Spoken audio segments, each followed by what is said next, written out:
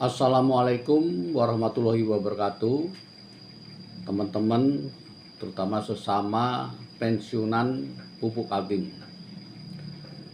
Lagi-lagi saya akan menginformasikan update ya terkait 11 item aset temuan OJK. Jadi mungkin saya mengulang lagi sedikit. Jadi 11 item aset temuan OJK itu sudah dikeluarkan dari aset dana pensiun pupuk Kaltim oleh atas rekomendasi KAP. Alasannya karena aset itu sudah digantikan atau di take over oleh pupuk Kaltim terkait dengan PSL kedua sebesar hampir lebih dari 500 miliar, dan ini menyelesaikan masalah turunnya manfaat pensiun dan masalah likuiditas Dapen. Jadi ini sesuatu yang sangat positif. Kemudian setelah dikeluarkan dari aset Dapen dan aset termasuk aset lain-lain, jadi betul-betul dikeluarkan dari dana pensiun pencatatannya ya. Ternyata tidak bisa dicatatkan sebagai aset pupuk Kaltim ya, karena ada undang-undang yang melarang itu, yaitu Undang-Undang Nomor 4 Tahun 2023. Nah, sekarang aset itu menjadi tidak bertuan. Tapi saya gembira karena aset itu dikelola dengan baik oleh pupuk Kaltim, sudah membentuk tim ya yang mengelola aset-aset itu sehingga dipelihara dengan baik. Ada rencana mau dijual supaya ada cash ya yang bisa digunakan untuk menyelesaikan masalah-masalah di pupuk Kaltim dan di pensiunan harusnya. Nah, saya mendapat info itu dari staf di dana pensiun. Nah, cuman masalahnya sekarang peruntukan aset itu untuk apa? Itu yang menjadi masalah. Secara lisan teman-teman di Dapen bilang itu untuk pensiunan, tapi kan tulisan, jadi kita tidak punya hitam di atas putihnya. Itulah yang saya pertanyakan dan saya sudah membuat surat resmi. Saya katakan bahwa saya mewakili pensiunan semua ya, baik yang kena Jiwasraya, tidak kena Jiwasraya, yang mempunyai legal standing terhadap aset-aset itu. Jadi saya meyakini kita punya kekuatan hukum bahwa aset-aset itu harus kembali untuk pensiunan. Memang secara de jure aset itu menggantikan 11 item, tapi sebenarnya secara de facto itu PSL kedua itu bukan menggantikan 11 item, tapi menggantikan kerugian-kerugian Dapen selama ini yang menyebabkan turunnya manfaat pensiun. Nah, kembali ke masalah pokok.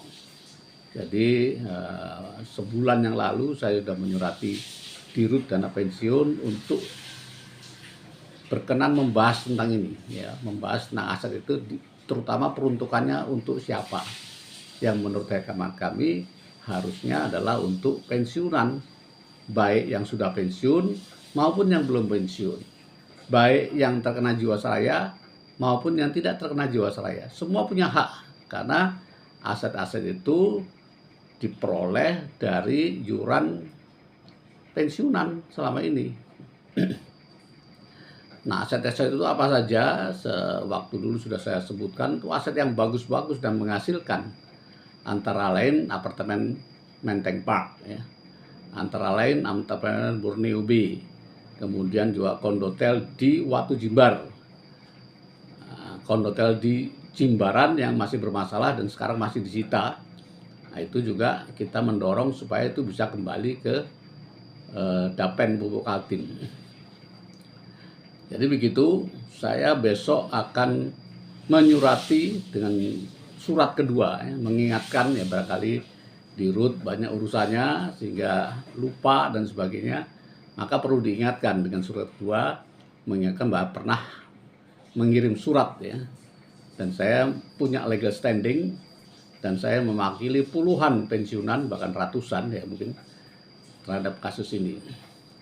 Mudah-mudahan kali ini diperhatikan dan ada pembahasan ya. Tempo hari saya juga dikenalkan oleh Pak Diarto, salah satu komisaris, yaitu Bu Eta. Nah, saya sudah komunikasi dengan Bu Eta. Di September nanti Bu Eta akan ke Jakarta, insya Allah akan ketemu saya lagi, mungkin juga bersama staf Dapen ya, untuk menjelaskan duduk perkaranya supaya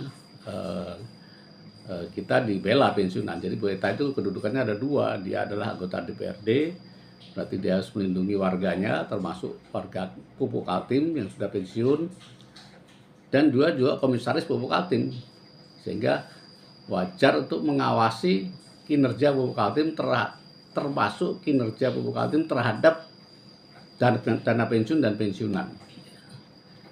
Jadi mohon doanya, dukungannya dari teman-teman semua, semoga semua berjalan dengan baik, ada komunikasi yang baik. Kami yakin Pupuk Kaltim berniat baik ya, sehingga tidak perlu ada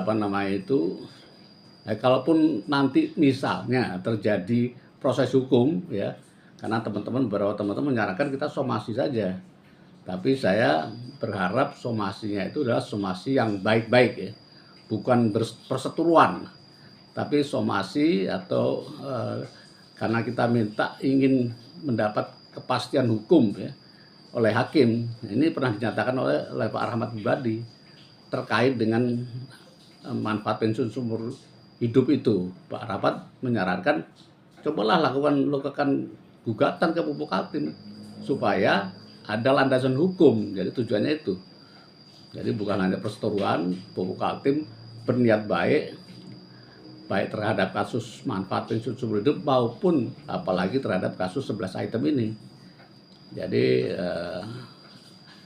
saya yakin mudah-mudahan bisa diselesaikan tanpa harus ada perseteruan dan sebagainya, karena legal standingnya sangat jelas ya terkait dengan 11 item itu. Jadi nggak perlu pandangan atau ke pengadilan ya. Tapi kalau terpaksa ya apa boleh buat.